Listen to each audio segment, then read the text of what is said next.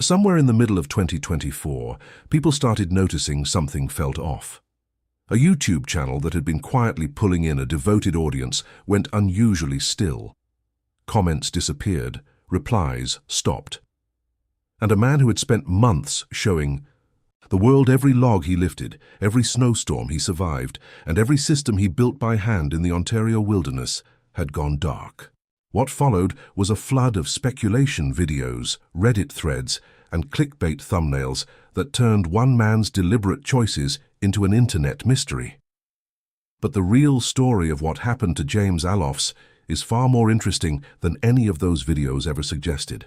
The concern built gradually, and viewers following his Wild Homestead channel noticed the comment section had been shut down. Then the replies dried up. Then the steady posting rhythm became harder to track. For an audience watching a man build a cabin from scratch in real time, the silence felt disproportionately loud. But here's the thing. This wasn't someone who had ever been vague with his audience. James had been sharing the raw, unglamorous reality of off-grid life in central Ontario. The frozen mornings, the structural setbacks, the trial and error of systems that failed before they worked. His audience expected consistency. When that broke, even slightly, it read like a signal. By mid-2024, YouTube had filled with videos asking where he went. Titles using words like disappearance, mystery, and shocking truth appeared alongside thumbnails cut straight from James's own footage. The framing was dramatic, the evidence was almost non-existent. Most of these videos recycled the same surface observations. He's less active, comments are off, nobody knows where he is, without adding a single new piece of information. And what those videos got wrong wasn't just the facts, they got the entire premise wrong.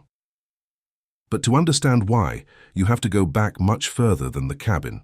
The version of James Alofs, who moved to 40 acres of Ontario woodland in late 2023, was not the first version of this person the world had encountered. And the gap between who he had been and who he was choosing to become, that's where the real story lives.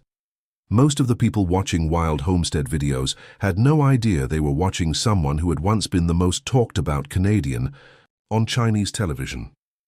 His breakthrough in China came in 2012, when he appeared on a Chinese dating show called The Bachelor, already a massive cultural event in the country. James didn't just appear. He proposed to one of the contestants on air in a moment that made headlines across Canadian media and turned him into a recognizable figure to Chinese audiences almost overnight. For a Canadian actor, that kind of crossover was genuinely rare. But here's where it gets interesting. That was only the beginning. The acting work that followed built on that visibility. He took on roles in Chinese film productions, reaching audiences already familiar with his name. His presence in that entertainment space wasn't a brief curiosity. It was a functioning career. And alongside the film work, James was developing a second identity, one that had nothing to do with acting. On Chinese social media platforms, he built a following of over 300,000 people around wildlife protection and opposition to infrastructure projects he believed were damaging forest ecosystems. He spoke publicly against Ontario's proposed Highway 413. He appeared at environmental conferences. He engaged seriously with conservation policy across 2 countries and multiple platforms. That's who James Alofs was before the cabin. A Canadian actor with a major Chinese media profile, a substantial social following, an active advocacy career, and a public identity stretching across 2 continents. The decision to walk away from all of that, not in crisis, not after some public collapse, but as a calm, deliberate redirect, is what makes his story genuinely unusual. Most people who build that kind of visibility spend the rest of their lives trying to protect and expand it. James spent his dismantling it, piece by piece, in favor of something that involved a lot more snow and a lot fewer followers. So what exactly was he building? By the end of 2023, James had made the move official. 40 acres of land in central Ontario, not renovating something existing, not moving into something already livable, building, physically, manually, from the ground. up. The Wild Homestead YouTube channel launched alongside this transition, and the early videos set the tone immediately. No polished thumbnails engineered for clicks, no titles optimized for search rankings, just a camera placed somewhere useful and left to record. James building a roof, James splitting logs, James checking animal traps in knee-deep snow. Raw, unfiltered, and completely unhurried. The channel was built around three interconnected ideas: self-sufficiency, practical survival, and genuine integration with the natural environment. Every element of the project served one of those principles. The cabin wasn't prefabricated or assembled with hired help. James dug the foundation himself, joined the timber himself, built the roof himself, and every stage was documented in videos that regularly ran between 30 and 60 minutes long. And what came next, nobody really expected. As the project developed, the content expanded into everything required to sustain off-grid life in a climate that offers almost no margin for error. Solar power setup and maintenance. Keeping a titanium furnace running efficiently through an Ontario winter, tapping maple trees for syrup. Soil management aimed at increasing biodiversity rather than extracting from the land.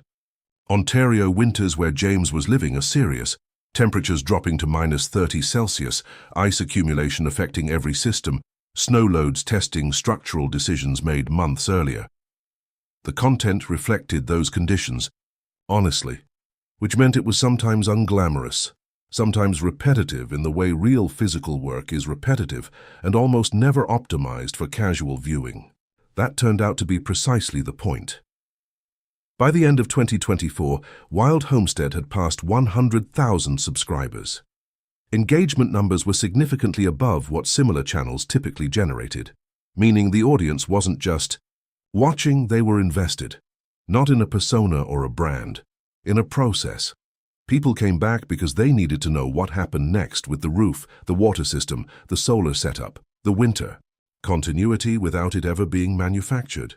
James also launched a companion podcast during this period, the Wild Ontario podcast, releasing weekly, covering Ontario forest ecology, invasive species, and the effects of climate change. On migratory bird patterns. The platform strategy that emerged was intentional and narrow. YouTube for long-form documentary content, Instagram for progress updates and landscape photography, the podcast for the environmental conversation. Everything else, TikTok, Twitter, all the high-frequency platforms that had supported his earlier career, dropped entirely. To outsiders, that looked like retreat. But what if it was the opposite? The speculation videos that filled YouTube through mid-2024 followed a recognizable template. Dramatic title, thumbnail pulled from James's own footage, voiceover building. Toward a revelation the video couldn't actually deliver. The core claim was always some version of, James Alofs has vanished and nobody knows why. The problem was that none of the evidence supported it.